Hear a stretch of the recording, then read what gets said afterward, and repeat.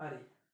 ආයිබෝන් ළමයි අද අපි සාකච්ඡා කරන්නේ බැංකු සැසඳුම් ප්‍රකාශන කියන කොටස අපි හරියටම හදන්නේ කොහොමද කියලා. හරිද? දැන් සාමාන්‍යයෙන් ළමයි ඔයාලගේ O level විභාගෙට බැංකු සැසඳුම් ප්‍රකාශනයක් හදන්න එනවා. ඉතින් ඒ නිසා ඒ බැංකු සැසඳුම් ප්‍රකාශනයක් හරියට හදන්නේ කොහොමද කියලා අද අපි ඉගෙන ගමු. හරි. දැන් මීට කලින් වීඩියෝ එකේදී මම ඔයාලට පැහැදිලි කරා බැංකු ගිණුමක් කොහොමද හදන්නේ කියලා. ඒ කියන්නේ ව්‍යාපාරයක් බැංකුවත් එක්ක ගනුදෙනු කරද්දී ව්‍යාපාරයේ බැංකුවත් එක්ක කරන ගනුදෙනු ටික ඇතුළත් කරලා ව්‍යාපාරයේ පැත්තෙන් හදනවා බැංකු ගිණුම. හරිද? ඒතර මේ බැංකු ගිණුම හදන විදිහ අපි කලින් වීඩියෝ එකේ සාකච්ඡා කරා. හරි අද මම ඔයාලට කියා දෙන්නේ කොහොමද මේ බැංකු සැසඳුම් ප්‍රකාශන හදන්නේ කියලා. හරි අහගන්නකො ළමයි. දැන් සාමාන්‍යයෙන් දැන් බැංකු ගිණුමක් ගත්තාම ළමයි මේ බැංකු ගිණුම මේ බැංකු ගිණුම කියන එක සාමාන්‍ය අපේ ව්‍යාපාරයේ ඇතුලේ තමයි හදන්නේ බැංකු ගිණුම. ඒ කියන්නේ අපි ඒ කියන්නේ ව්‍යාපාරය බැංකුවත් එක්ක කරන ගනුදෙනු ටික ඇතුළත් කරලා තමයි බැංකු ගිණුම හදන්නේ. තේරෙනවද? ඒ වගේම තමයි ළමයි ඔයාලා දැනගන්න ඕනි දෙයක් තියෙනවා. සාමාන්‍යයෙන් මේ බැංකුව පැත්තෙන් මම මෙහෙම ලියන්නම්කෝ. මම මෙතන ලියන්නම් ළමයි ව්‍යාපාරය. ඔන්න ව්‍යාපාරය. මේ ව්‍යාපාරය පැත්තෙන් ව්‍යාපාරයේ ඇතුලේ ඉන්න කවුරු හරි පුද්ගලයෙක් නැත්නම් ව්‍යාපාරයේ ඇතුළේ ඉන්න නිලධාරියෙක් හදනවා මේ බැංකු ගිණුම. හරි. ඒ වගේම තමයි ළමයි ඔන්න බැංකුව. මේ බැංකුව පැත්තෙනුත් හරිද? මේ බැංකුව පැත්තෙනුත් ළමයි බැංකුවේ ඉන්න එක්කෙනෙක්. ඒ කියන්නේ බැංකුවේ ඉන්න නිලධාරියෙක් හදනවා මොකද්ද? බැංකුවේ ඉන්න නිලධාරියෙක් හදනවා වෙනම අපේ ව්‍යාපාරයේ බැංකුවත් එක්ක කරන ගනුදෙනු ටික ඇතුළත් කරලා වෙනම ගිණුමක් හදනවා. හරිද? ඔන්න වෙනම ගිණුමක් හදනවා. අපි ඒක කෙටියෙන් මෙහෙම ලියාගමුකෝ ඒ ගිණුම. ඔන්න හර පැත්ත මෙන්න බැර පැත්ත. හරිද? අපි ඒකට නමක් දෙමුකෝ එහෙනම් බැංකු ජංගම ගිණුම තමයි හරිම වචනේ. බැංකු ජංගම ගිණුම කියන එක තමයි හරිම වචනේ. අපිට බැංකු ප්‍රකාශය කියලා ගන්නත් පුළුවන්. හරිද? ඔන්න බැංකු ප්‍රකාශය කියලා ගමුකෝ. නැත්නම් මේකේ හරිම වචනේ අපි කියනවා නම් බැංකු ජංගම ගිණුම කියලා තමයි එන්න ඕනේ. හරි. ඒ වගේම තමයි මේ බැංකු ගිණුම. ඔන්න මම කෙටියෙන් මෙහෙම බැංකු ගිණුමක් ගහ ගන්නම්කො ළමයි. මෙතන ඔන්න බැංකු ගිණුමේ හර පැත්ත මේ තියෙන්නේ බැර පැත්ත. මෙතනත් ඔන්න බැංකු ප්‍රකාශනය එහෙම නැත්නම් බැංකු ජංගම ගිණුමේ හර පැත්ත මේ තියෙන්නේ බැර පැත්ත. හරි. ඒ වගේම තව දේවල් ටිකක් දැන් මතක තියාගන්න ඕනේ ඔයාලා. දැන් සාමාන්‍යයෙන් ළමයි මේ බැංකු ගිණුම කියන එක මේ අපේ ව්‍යාපාරයේ ඉන්න එක්කෙනෙක්. ඒ කියන්නේ ව්‍යාපාරයේ ඉන්න නිලධාරියෙක් හදන මේ බැංකු ගිණුම කියන එක තමයි අපේ ව්‍යාපාරයට වත්කම. තේරුණාද? ඒ කියන්නේ ඇයි වත්කමක් කියලා කියන්නේ? වත්කමක් කියලා කියන්නේ හේතුව තමයි ළමයි අපේ ව්‍යාපාරයේ ඒ කියන්නේ ව්‍යාපාරයට අයිති ලාච්චුවේ තියෙන සල්ලි ටික නෙමෙයි. ලාච්චුවේ තියෙන සල්ලි ටික නම් පෙන්නන්නේ මුදල් ගිණුමනේ. ව්‍යාපාරයට අයිති ව්‍යාපාරයේ බැංකු ගිණුමේ තියෙන සල්ලි ටික එහෙම නැත්නම් ව්‍යාපාරයට අයිති ව්යාපාරයේ බැංකුවේ තැන්පත් කරලා තියෙන සල්ලි ටික තමයි මේ බැංකු ගිණුමෙන් නිරූපණය කරන්නේ. හරිද? ඒ නිසා ළමයි මේ බැංකුවේ තියෙන සල්ලි ටික ව්‍යාපාරයට මොකද්ද? ඇත්තටම ව්‍යාපාරයට වත්කමක්. ඒ වත්කමක ලක්ෂණ සම්පූර්ණ වෙනවා. ඒ කියන්නේ අනාගතයේදී ආර්ථික ප්‍රතිලාභ හම්බ වෙනවා, ව්‍යාපාරයට පාලනය කරන්න පුළුවන්. තේරුණාද? ඔය වගේ අර වත්කමක ලක්ෂණ සම්පූර්ණ වෙන නිසා අපිට කියන්න පුළුවන් මේ බැංකු ගිණුම කියන්නේ මොකද්ද? මේ බැංකු ගිණුම කියන්නේ ළමයි අපේ ව්‍යාපාරයේ වත්කම. හරිද? බැංකු ගිණුම කියන්නේ ව්‍යාපාරයේ වත්කම. එතකොට ඔයාලා විශේෂයෙන් දැනගන්න ඕනි දේ තමයි ළමයි සාමාන්‍යයෙන් හරිද? සාමාන්‍යයෙන් අපි ඔන්න ව්‍යාපාරයේ සල්ලි බැංකුවේ තැන්පත් කරනවා නම් අපි ඒක ලියන්න ඕනි මේ බැංකු ගිණුමේ හර පැත්තෙන්. මොකද ඒකට හේතුව මේ වත්කම් ගිණුමන්නේ. ව්‍යාපාරයේ තියෙන සල්ලි බැංකුවේ තැන්පත් කරනවා නම් ඔන්න බැංකුවේ ඒ අදාළ අපේ ඒ කියන්නේ අපිට අයිතිව බැංකුවේ තියෙන සල්ලි ටික වැඩි වෙනවා. ඉතින් ඒ නිසා දැන් හිතන්න උදාහරණයක් මම මෙහෙම ගන්නම්. රුපියල් ලක්ෂයක් ඔන්න රුපියල් ලක්ෂයක් බැංකුවේ තැන්පත් කිරීම බැංකුවේ තැන්පත් කිරීම ඔන්න අපේ account එකේ ඔන්න අපි රුපියල් ලක්ෂයක් තැන්පත් කරනවා අපි ගාව තිබ්බ සල්ලි. දැන් මම මේක ඒ කියන්නේ මේවා ළමයි සාමාන්‍යයෙන් මම කලින් වීඩියෝ එකේ ඒ කියන්නේ බැංකු ගිණුම හදන එකේදී මම වෙනම සාකච්ඡා කරා. මම දැන් ඒ ටිකත් මතක් කරගෙන තමයි මේ සම්බන්ධය පැහැදිලි කරගෙන යන්නේ. හරි. එතකොට මම මේ උදාහරණයක් ගත්තා රුපියල් ලක්ෂයක් බැංකුවේ තැන්පත් කිරීම. එතකොට ළමයි මේ රුපියල් ලක්ෂයක් බැංකුවේ තැන්පත් කරද්දී අපේ මේ ව්‍යාපාරයේ මේ බැංකු ගිණුම හදන නිලධාරියා එයා මොකද කරන්නේ? මේ බැංකු ගිණුමේ හර පැත්තේ, ඒ කියන්නේ මෙන්න මේ පැත්තේ කීයක්ද දාගන්නේ? රුපියල් ලක්ෂයක් කියලා තමයි ගන්නෙ. රුපියල් ලක්ෂයක් කියලා ගන්නවා. හරිද? ඒ කියන්නේ හර පැත්තේ දාන්නේ. මොකද ඒකට හේතුව ව්‍යාපාරයේ වෙන සල්ලි බැංකුවේ තැන්පත් කරද්දී අපේ මේ බැංකු ගිණුම, ඒ කියන්නේ මේ බැංකු ගිණුමේ දාන්නේ මොනවද? අපි බැංකුවත් එක්ක කරන ගනුදෙනු ටිකනේ. එහෙනම් අපේ බැංකු ගිණුමේ සල්ලි වැඩි වෙන්න ඕනේ මේ. අපි ඒක පොඩ්ඩක් මාක් කරගන්නවා. ඒ කියන්නේ අපේ ව්‍යාපාරේ ඉන්න මේ බැංකු ගිණුම හදන එක්කෙනා හර පැත්තේ ලියා ගන්නවා. ඒකට හේතුව මොකද්ද හර පැත්තේ ලියන්නේ? බැංකු ගිණුමේ ශේෂය කියන්නේ ව්‍යාපාරයට වත්කම. හරි. ඒතකොට ඒක හොඳට මතක තියාගන්න. ඒ වගේම බැංකුවෙන් සල්ලි අඩු වෙන જાතිය මොන හරි ගනුදෙනුවක් නා.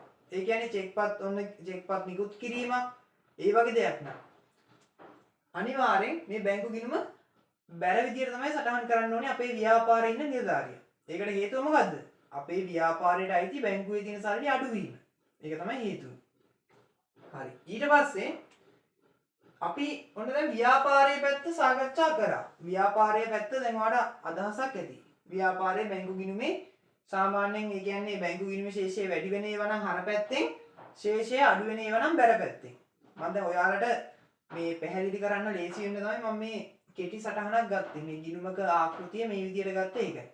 දැන් ළමයි ඔයාලා විභාගෙට බැංකු ගිණුම කියලා මේ ආකෘතිය බෑ. සාමාන්‍යයෙන් අර දිනේ විස්තරය සංගල පිටුව වටිනාකම කියලා සම්පූර්ණ ගිණුමක් තමයි ගහන්න ඕනේ. හරිද? ඒක අනිවාර්යෙන් මතක තියාගන්න. හරි. දැන් අපි යමු මේ බැංකුව පැත්තට. දැන් ඔය මේ වෙච්ච ගනුදෙනුව. මේ වෙච්ච ගනුදෙනුව කියන්නේ මොකද්ද? රුපියල් ලක්ෂයක් බැංකුවේ තැන්පත් කිරීම. මේ රුපියල් ලක්ෂයක් බැංකුවේ තැන්පත් කිරීම කියන ගනුදෙනුව ඔන්න හිතන්න මේක මේ බැංකුවේ ඉන්න එක්කෙනා. ඔන්න බැංකුවේ ඉන්න එක්කෙනා මේ අපේ ව්‍යාපාරයට අදාළව දැන් හිතන්නකෝ අපේ ව්‍යාපාරේ මම ගන්නම්කෝ A කියලා. ඔන්න අපේ ව්‍යාපාරේ A. බැංකුවේ ඉන්න එක්කෙනා මේ A කියන ව්‍යාපාරයට අදාළව හදනවා වෙනම account එකක්. හරිද? බැංකුවේ ඉන්න නිලධාරියත් අපේ ව්‍යාපාරයට අදාළව වෙනම ගිණුමක් පවත්වාගෙන යනවා එයාගේ පැත්තෙන්. ඒ කියන්නේ බැංකුවේ පැත්තෙන්. දැන් මේ අපේ ව්‍යාපාරයේ පැත්තෙන් අපි මේ පවත්වාගෙන යන බැංකු ගිණුම. ඒ වගේම බැංකුවේ ඉන්න එක්කෙනා ඒ බැංකුව පැත්තෙන් අපේ ව්‍යාපාරයේ තොරතුරු ටික ඇතුළත් කරලා වෙනම ගිණුමක් පවත්වාගෙන යනවා. තේරුණාද? ඒ කියන්නේ මේ එකම ගනුදෙනුව එයා සටහන් කරනවා. හරි. දැන් එයා සටහන් කරද්දී දැන් හිතන්නකෝ එයාට මේ අපේ account එකට සල්ලි වැටෙනවා කියන්නේ එයාට වගකීමක්. බැංකුවේ ඉන්න එක්කෙනාට. ඇයි වගකීමක් කියන්නේ? දැන් අපි නම් ළමයි ඔන්න අපේ account එකේ සල්ලි අපි බැංකුවේ තැන්පත් කරද්දී අපේ ඔන්න බැංකු ගිණුමේ ශේෂය වැඩි වෙනවා කියලා. ඒ කියන්නේ වත්කම් වැඩි වීම කියලා අපි හර පැත්තෙන් ලිව්වා. හැබැයි බැංකුවේ ඉන්න එක්කෙනාට එහෙම නැත්නම් බැංකුවට මේක අනුන්ගේ සල්ලියක්. තේරුණාද? අනුන්ගේ සල්ලියක් තමයි මේ දෙන්නේ. අනුන්ගේ කියන්නේ ව්‍යාපාරයට අයිති ගන්නෙ. එහෙනම් බැංකුවේ ඉන්න එක්කෙනාට ඒක අනුන්ගේ සල්ලියක්. ඒ නිසා එයා හිතන්නේ වත්කම් පැත්තෙන් නෙවෙයි එයා හිතන්නේ වගකීම් පැත්තෙන්. එහෙනම් අපි අපේ ව්‍යාපාර සල්ලි බැංකුවේ තැන්පත් කරන්න බැංකුවේ ඉන්න එක්කෙනා ඒක සටහන් කරන්නේ බැර පැත්තෙන්. මෙන්න මේ පැත්තෙන්. තේරුණාද? බැංකුවේ ඉන්න එක්කෙනා ඒක සටහන් කරන්නේ බැර පැත්තෙන්. ඒ බැර පැත්තෙන් දාන්න හේතුව තමයි එයා වගකීමක් කියලා හිතලා තමයි ඒක සටහන් කරන්නේ. ඇයි ඇත්තට වගකීමන්නේ ළමයි? ඒ කියන්නේ බැංකුවට අයිති මුදලක් නෙමෙයිනේ ඕක. ව්‍යාපාරයට අයිති මුදලක් ව්‍යාපාරේ බැංකුවේ තැන්පත් කරනවා. ඒතර බැංකුවේ ඉන්න එක්කෙනාට ඒක වගකීම. අනුන්ගේ සල්ලි. ඒකයි බැර පැත්තේ දාන්නේ. ඒ වගේම මේ ව්‍යාපාරේ ඉන්න එක්කෙනාට ඒක වත්කම. ඇයි අපේ සල්ලිනේ ව්‍යාපාරේ සල්ලි. ඒ නිසා ව්‍යාපාරේ බැංකු ගිණුම මේක හර වෙනවා. හරි. ඒතර මේ කතාවත් පොඩ්ඩක් මතක් කරගන්න. හරි. එතකොට ළමයි දැන් මෙහෙම කතාවක් මම ඔයාලට කියන්නම්. සාමාන්‍යයෙන් දැන් මෙහෙම කියන්නේ කෙටියෙන්ම කියනවා නම් ළමයි සාමාන්‍යයෙන් බැංකු ගිණුමේ හර වෙන අයිතම ටික බැංකු ප්‍රකාශනයේ එහෙම නැත්නම් බැංකුව විසින් හදන අර ජංගම ගිණුමේ බැර වෙනවා. ඒ වගේම අපේ බැංකු ගිණුමේ කියන්නේ ව්‍යාපාරයේ බැංකු ගිණුමේ බැර වෙන ගනුදෙනු ටික බැංකුවේ ඉන්න එක්කෙනා සටහන් කරන්නේ හර පැත්තට. ඒකට හේතුව තමයි අපේ ව්‍යාපාරයේ හිතන්නේ වත්කම් කියන මූල ධර්මය මත බැංකුව හිතන්නේ වගකීම් කියන මූල ධර්මය මත. තේරුණාද? හරි. ඒතර ඔයා මෙච්චරයි මතක තියාගන්න ඕනේ කෙටියෙන්ම මම මේ දක්වා දැන් කිව්ව ටිකෙන් ඔයා මතක තියාගන්න ඕනේ මෙච්චරයි. සාමාන්‍යයෙන් ව්‍යාපාරයේ බැංකු ගිණුමේ හර කරන ඒවා බැංකු ප්‍රකාශනයේ තියෙන්නේ බැර පැත්තේ. හරිද? බැංකු ප්‍රකාශනයේ තියෙන්නේ බැර පැත්තේ. ඒ වගේම සාමාන්‍යයෙන් බැංකු ගිණුමේ බැර කරන ඒවා බැංකුව හදන බැංකු ප්‍රකාශනයේ එහෙම නැත්නම් අපි කියනවා බැංකු ජංගම ගිණුමේ තියෙන්න ඕනේ හර පැත්තේ. අර විරුද්ධ පැත්තේ තමයි තියෙන්නේ. එන්නේ ඒක මතක තියාගත්තා නම් හොඳටම ඇති. හරිද? ඊට පස්සේ ළමයි මම තව ප්‍රශ්නයක් ඔයාලගෙන් අහන්නම්කෝ. දැන් සාමාන්‍යයෙන් බලන්න දැන් මම මේ ගනුදෙනුව මෙතනින් අයින් කරන්නම්කෝ. හරි. සාමාන්‍යයෙන් මෙහෙම දැන් මේ බැංකු ගිණුමේ හර කරන ඒවා මේකේ බැර කරනවා නම් මේකේ බැර කරන ඒවා මේකේ හර කරනවා නම් අන්තිමට මේ ප්‍රකාශන දෙකෙන්ම එහෙම නැත්නම් මේ ව්‍යාපාරයේ බැංකු ගිණුමෙන් සහ මෙතනින් ඒ කියන්නේ මේ බැංකු ප්‍රකාශනයෙන් එන උත්තර දෙක සමාන වෙන්න ඕනේ නේද? ඒ කියන්නේ සමාන වෙන්න බෑ ඉන්නේ. ඒ කියන්නේ එකම දේ තමයි කරන්නේ. එකම ගනුදෙනුව මෙයා හර කරනවා මෙයා බැර කරනවා. ඊට පස්සේ මේකේ බැර කරපු ඒවා මේකේ හර කරනවා. එහෙම කරාට පස්සේ අන්තිමට එන ශේෂය මොකද වෙන්න ඕනේ? හරිනම් සමාන වෙන්න ඕනේ. හරියට කරා නම්. හරිද? හරියට කරා නම් සමාන වෙන්න ඕනේ නේ. හැබැයි ළමයි ඒ කියන්නේ මම මේ ප්‍රායෝගික தත්වෙත් කියන්නම්කෝ. සාමාන්‍යයෙන් දැන් ව්‍යාපාරේ වුණ බැංකු ගිණුම කරගෙන යනවානේ බැංකු ගිණුමේ වුණ අන්තිමට උත්තරයක් එනවා. දැන් හිතන්න මම මේ අගයන් ටිකක් දාන්නම්කෝ නිකන්. මෙතන ඔන්න 5000ක් කියලා තියෙනවා. ඔන්න මෙතනත් 5000ක් කියලා තියෙනවා. ඔව්. ඒතර දැන් මෙතන මේ ආව නේද 95000ක් කියලා. ඔන්න ශේෂයක් ආවා. හරිද? ශේෂයක් ආවා. එතකොට තමයි සාමාන්‍ය මාසයක් අන්තිමට එහෙම නැත්නම් කිසියම් කාල පරිච්ඡේදයක් අන්තිමට මේ බැංකු ප්‍රකාශනය එහෙම නැත්නම් මේ බැංකුවේ ඉන්න එක්කෙනා හදනවනේ අපේ ව්‍යාපාරයත් එක්ක වෙච්ච ගනුදෙනු වල සාරාංශයක් එහෙම නැත්නම් ගනුදෙනු ඇතුළත් කරලා ගිණුමක් හදනවනේ. එන්නේ ගිණුමේ සාරාංශය. එහෙම නැත්නම් මේ ගිණුමේ කොපි එකක් එවනවා මේ බැංකු ප්‍රකාශනයේ විදියට ව්‍යාපාරයට. සාමාන්‍යයෙන් ඒක තමයි ඊමේල් එකක් වගේ එවන්න පුළුවන්. හරිද? එහෙම නැත්නම් සාමාන්‍ය තැපැල් මාර්ගයෙන් එවන්න පුළුවන්. එතකොට මාසයක් එහෙම නැත්නම් කාල පරිච්ඡේදයක් අන්තිමට අපේ ව්‍යාපාරයේ බැංකුවත් එක්ක කරන ගනුදෙනු ටික ඇතුළත් කරලා ඒ බැංකුව හදපු ගිණුමේ සාරාංශය. එහෙම නැත්නම් අපි කියනවා බැංකු ප්‍රකාශනය. බැංකුව විසින් අපේ ව්‍යාපාරයට එවනවා. එතකොට එහෙම එව්වම සාමාන්‍යයෙන් මේ බැංකු ප්‍රකාශනයේ තිබ්බ අගය අනිවාර්යෙන් අපේ ව්‍යාපාරේ හරිනම් තියෙන්න ඕනේ නේ.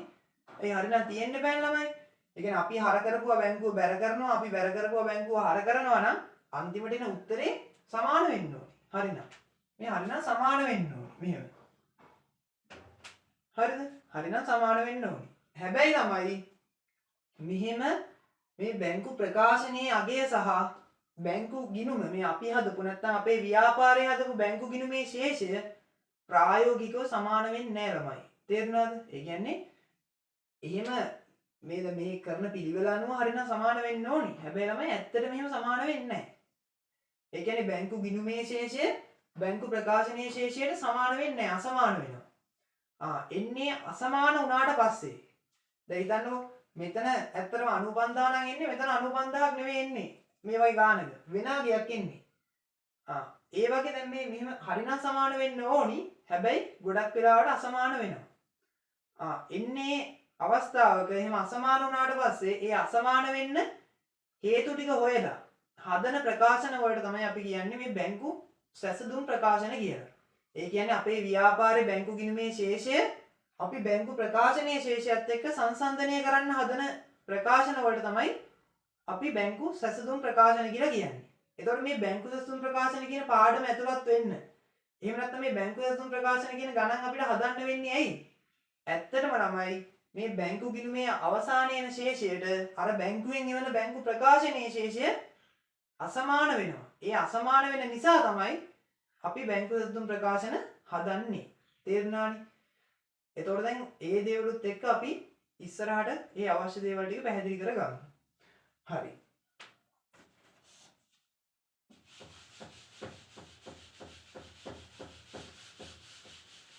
දැන් මම තව දෙයක් ඔයාලට කියලා දෙන්නම් ළමයි.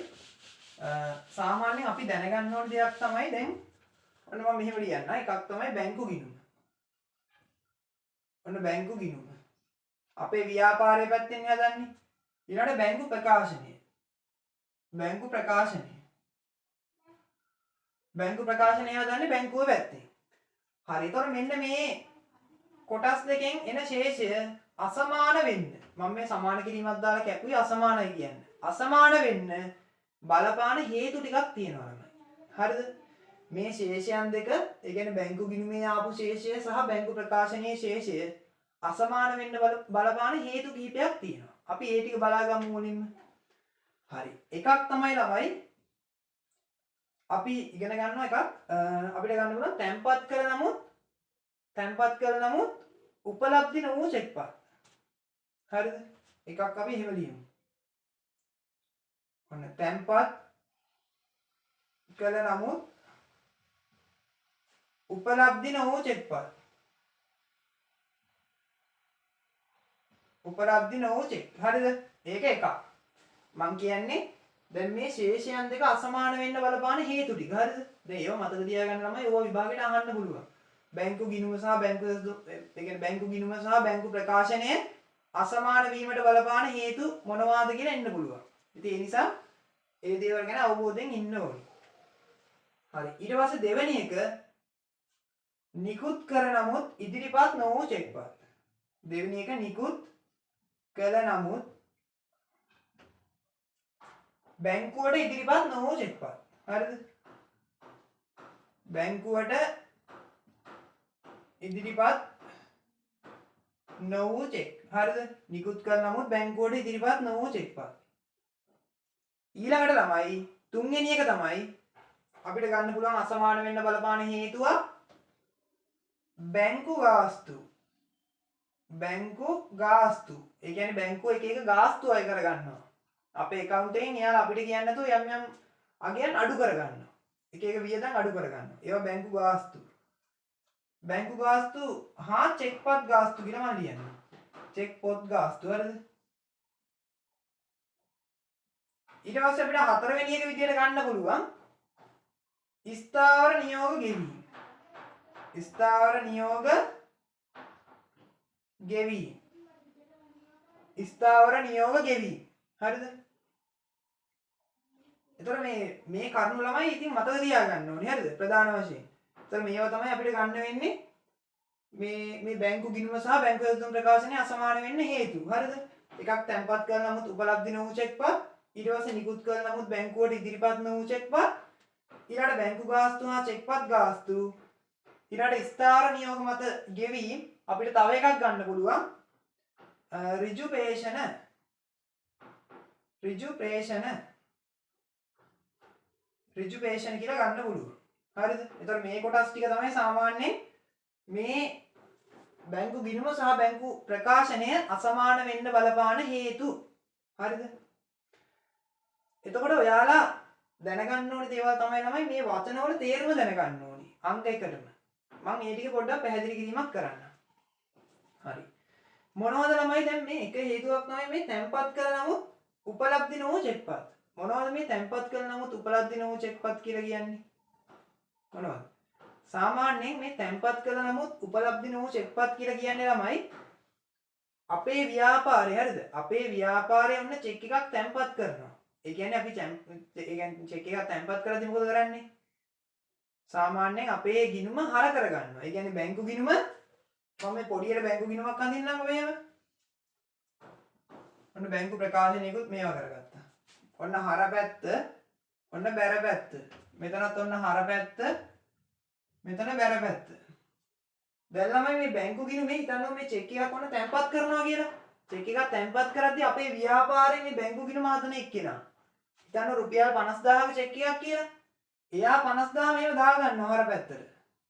හැබැයි ඒක තැන්පත් කරන්න ඕන බැංකුවට යවුවට ඒක තැන්පත් කරන්න ඕන බැංකුවට ඒ චෙක් එක අපේ කවුරු හරි නිලධාරියෙක් ගියද නැත්නම් අපේ මේ කවුරු හරි ඉන්න පුද්ගලයෙක් ගියද ඒක බැංකුවට යවුවට ඒක බැංකුවට බැර වෙන්නේ නැති වෙන්න පුළුවන්. තේරුණාද? ඒ කියන්නේ සාමාන්‍යයෙන් මොකක් හරි හේතුවක් නිසා ඒක අප්ඩේට් වෙන්නේ. එහෙම නැත්නම් දවස් දෙකක් යන්න පුළුවන්. හරිද? ඒතර ඒවට අපි කියනවා තැන්පත් කරන නමුත් බැංකුවට වැටිලා නැහැ. ඒ කියන්නේ උපලබ්ධි වෙලා නැහැ. බැංකුවට බැර වෙලා නැහැ. ඉන්නේ ඒක තමයි මේ මුලින්ම අපි අසමාන වෙන්න හේතුවක් විදිහට බලපානවා කියලා ගන්න. ඒ කියන්නේ මේක අසමාන වෙන්න බලපානවනේ ඇත්තටම. ඒ කියන්නේ මේ බැංකු ගිණුමේ 50000ක් හර වෙලා හැබැයි මේ උපලබ්ධි වෙලා නැහැ. ඒ කියන්නේ බැංකුවට ගිහිලා නැහැ ඒක. එහෙනම් අසමාන වෙන්න බලපාන එක හේතුවක් ඒක. තේරුණාද? හරි ඒත් එක්ක මතක තියාගන්න ඒක අපේ අඩුපාඩුවක්ද? නෑ අපේ අඩුපාඩුවක් නෙමෙයි. අපි ඒක තැන්පත් කරන වෙලාවේ අපි හරියට ඒක හරපැත්තෙන් ලියාගත්තා. අපේ බැංකු ගිණුමේ. හැබැයි බැංකුවට ඒක පොඩ්ඩක් මිස් වෙලා. එහෙම නැත්නම් ඒක මේ යද්දි මොකක් හරි ගැටලුවක් වෙලා. එහෙනම් ඒක අපේ ගැටලුවක් නෙමෙයි. බැංකු ගිණුමේ අඩුපාඩුවක් නෙමෙයි. හරිද? ඊළඟ අනිත් එක. නිකුත් කළ නමුත් බැංකුවට ඉදිරිපත් නොවූ චෙක්පත්. දැන් ළමයි මේ නිකුත් කළ නමුත් බැංකුවට ඉදිරිපත් නොවූ චෙක්පත් කියලා කියන්නේ ඔය මම දැන් ඉස්සෙල්ලා කිව්ව කතාවේ අනිත් එක. හරිද? මේ කියා දුන්න කතාවේ අනිත් පැත්ත. ඒ කියන්නේ අපි ඔන්න චෙක් එකක් නිකුත් කරනවා. හිතන්න කවුරු හරි අපේ ඉන්නවා ණය හිමියෙක්. නැත්නම් අපේ ණයකාරයෙක් ඉන්නවා. අපි යාට ණයක් ගෙවන්න දෙනවා.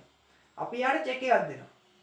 ඔන්න අපි යාට රුපියල් 20000ක චෙක් එකක් දෙනවා. ඔන්න අපි නිකුත් කරනවා චෙක් එකක්. චෙක් එක නිකුත් කරද්දිම අපේ ව්‍යාපාරයේ බැංකු ගිණුම හදන එක්කෙනා මොකද කරන්නේ? එයාගේ බැර පැත්තෙන් ලියා ගන්න ඕන්න. බැර පැත්තෙන් ලියා ගන්නවා. හරිද? එතකොට ළමයි මේ නිකුත් කළ නමුත් ඒ චෙක් එක බැංකුවට ඉදිරිපත් නොවෙන්න පුළුවන්. නිකන් හිතන්නකෝ අපි ඔන්න ණයක් ගෙවන්න දෙන අපේ ණය හිමියේ. එයා නිතරම කරදර කරනවා ඔන්න අපි යාට චෙක් එකක් දෙනවා. හැබැයි ඒ දුන්න වෙලාවෙම නැත්තම් ඒ දුන්න මාසෙම දුන්න දවසේම එයා ගිහිල්ලා ඒක බැංකුවට ඉදිරිපත් කරලා ඒක මුදල් බවට පත් කරගන්න නැති වෙන්න පුළුවන්. එයා ඕක මාසයක් දෙකක් තියාගන්න පුළුවන්. දැන් සාමාන්‍යයෙන් චෙක් එකක් මේ මාරු කරගන්න මාස 6ක වගේ වළංගු කාලයක් තියෙනවනේ. ඒතකොට එයා ඒ චෙක් එක මාසයක් දෙකක් පරක්කු කරලා බැංකුවට දාන්න පුළුවන්. ඒතකොට එහෙම වෙලාවට අර මාසේ අන්තිමට බැංකු ප්‍රකාශනයේදී ශේෂයන් දෙක එක අසමාන වෙන්න බලපාන්නේ. ඇයි බලපාන්නේ? නිකුත් කළ නමුත් ඒ කියන්නේ අපි නිකුත් කරලා චෙක් එක. අපි නිකුත් කරත් ඒක බැර කරලා. හැබැයි ඒක බැංකුවට ඉදිරිපත් කරේ නැත්නම් ඒ අදාළ පුද්ගලයා. මොකද වෙන්නේ? බැංකුවේ ඒක හර වෙන්නේ නැහැ. බැංකුවේ සටහන් වෙන්නේ නැහැ. එහෙනම් අසමාන වෙන්න බලපාන තව හේතුවක් තමයි මොකද්ද ළමයි? නිකුත් කළ නමුත් බැංකුවට ඉදිරිපත් නොවූ චෙක්පත්. හරිනේ දැන් අපි අසමාන වෙන්න බලපාන කරුණු දෙකක් ගැන සාකච්ඡා කරා. හරි අපි ඊට පස්සේ බලමු අනිත් කරුණ. මෙතන කියනවා ළමයි බැංකු ගාස්තු හා චෙක්පත් ගාස්තු. හරිද? බැංකු ගාස්තු හා චෙක්පත් ගාස්තු කියලා කියනවා.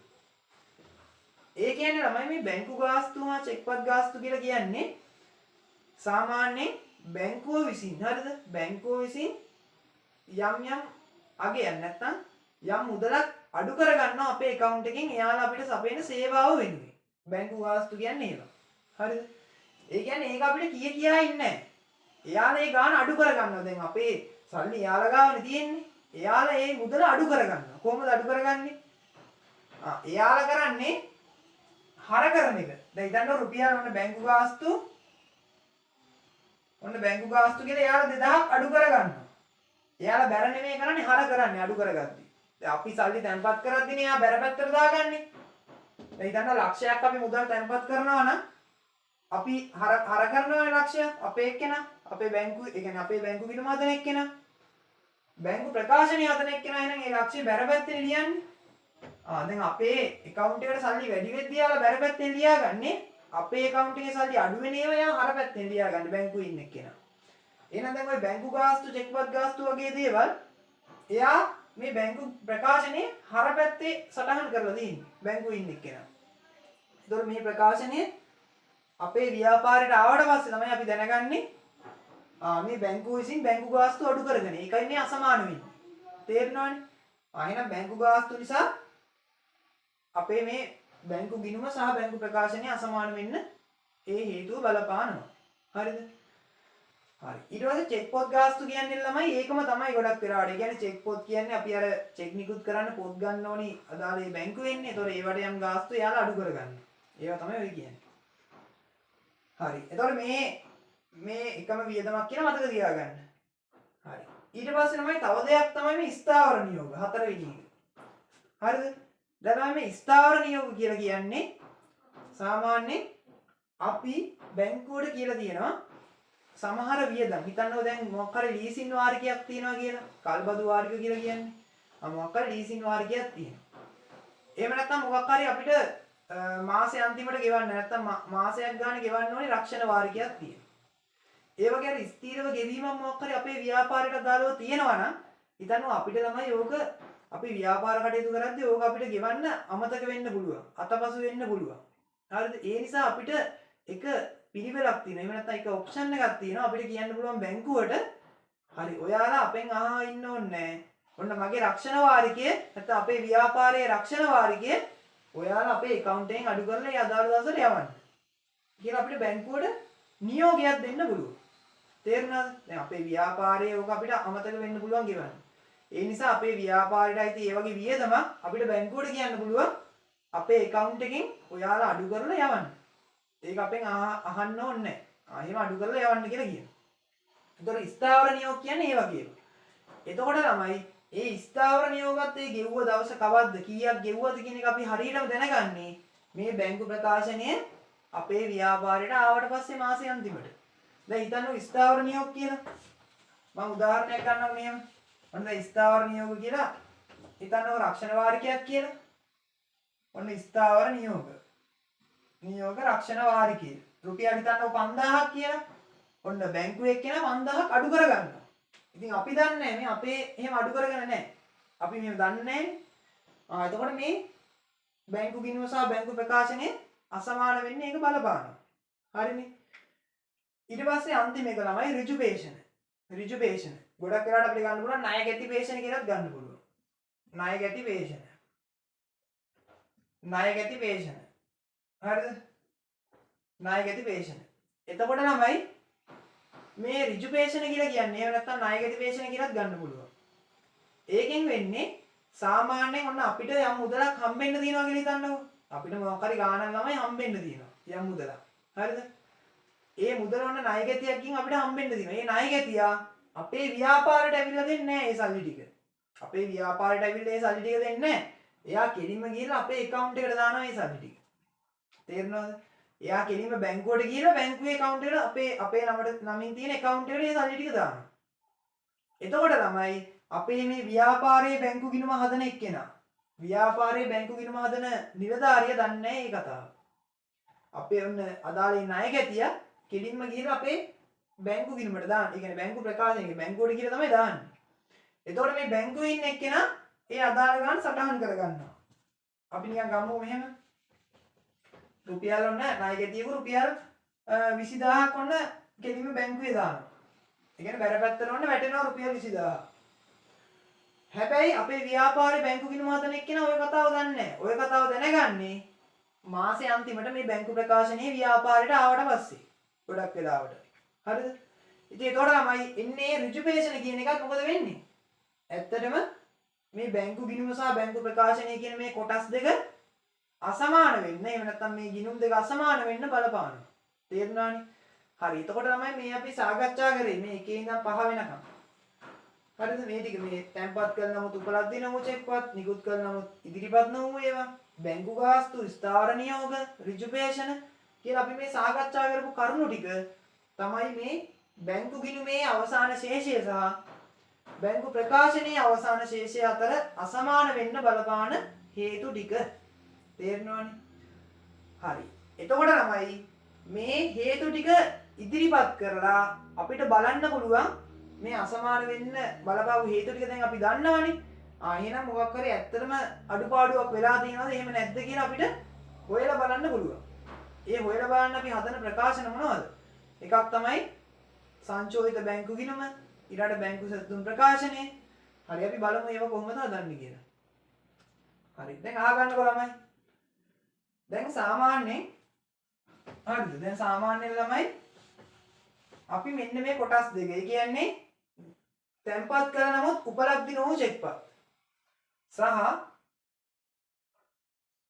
නිකුත් කළ නමුත් බැංකුවට ඉදිරිපත් නොවු චෙක්පත් කියන මේ කොටස් දෙක යොදාගෙන නැත්නම් මේ අසමාන වෙන්න බලපාන හේතු යොදාගෙන අපි හදනවා ළමයි බැංකු සැසඳුම් ප්‍රකාශනය කියන ප්‍රකාශනයක්. හරිද? අපි ඒක ඉස්සරහට ඉගෙන ගමු.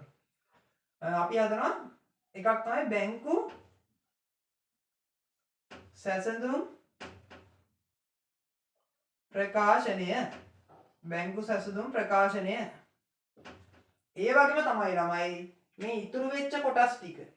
ඒ කියන්නේ බැංකු ගාස්තු, ස්ථාවර නියෝග සහ රිජුපේෂන්. බැංකු ගාස්තු, ස්ථාවර නියෝග සහ රිජුපේෂන් කියන කොටස් ටික එකතු කරලා අපි හදනවා ඒ කියන්නේ අපි අපේ බැංකු ගිණුම සංශෝධනය කරගන්නවා. එහෙනම් අපි කියනවා සංශෝධිත බැංකු ගිණුම. සංශෝධිත බැංකු ගිණුම. හරිද? සංශෝධිත බැංකු ගිණුම. එතකොට දැන් සාමාන්‍යයෙන් ළමයි ඔයාලගේ විභාගෙට හදන්න කියලා කියන්නේ පළවෙනි එක විදිහට හදන්න කියනවා සංශෝධිත බැංකු ගිණුම. ඊට පස්සේ කියනවා බැංකු සැසඳුම් ප්‍රකාශනය හදන්න කියලා. ඔය ටික තමයි සාමාන්‍යයෙන් ඒ කියන්නේ ඔය ප්‍රකාශන දෙක. ඒ කියන්නේ බැංකු ගිණුම සහ බැංකු සැසඳුම් ප්‍රකාශනය කියන එක තමයි සාමාන්‍යයෙන් විභාගෙට ඔයාලට හදන්න කියලා කියන්නේ. හරිද? හරි. එතකොට තමයි දැන් මේ බලා ගන්න. දැන් මෙතන අපි ඊට පස්සේ සාකච්ඡා කරමු කොහොමද මේ බැංකු ඒ කියන්නේ සංශෝධිත බැංකු ගිණුමක් හදන්නේ. ඊට පස්සේ බැංකු සැසඳුම් ප්‍රකාශනයක් කොහොමද හදන්නේ කියන දේ අපි සාකච්ඡා කරමු. හරි.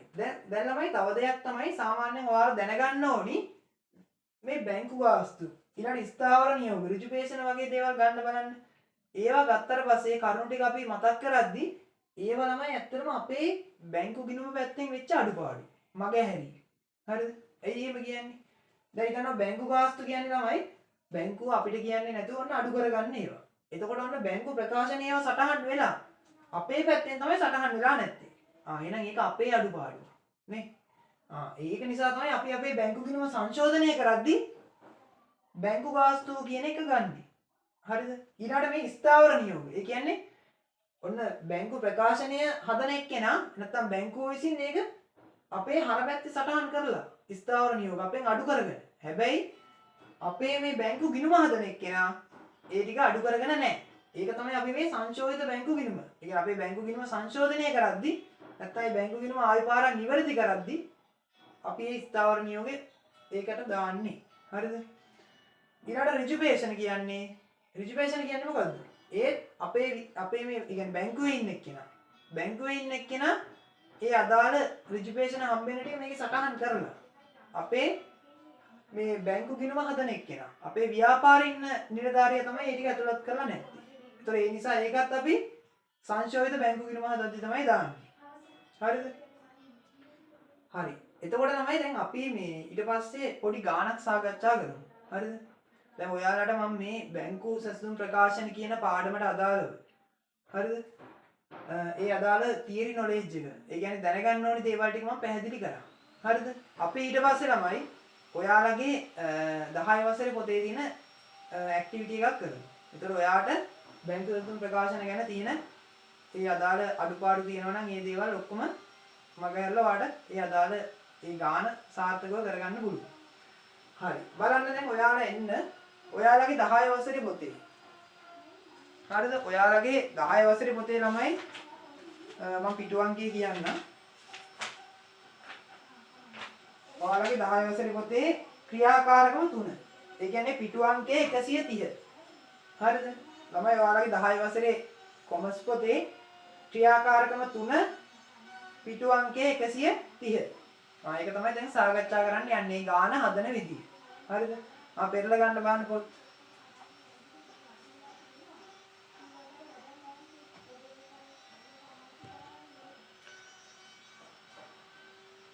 හරි අපි මේ ගාන සාකච්ඡා කරමු ළමයි. හරි බලා ගන්න.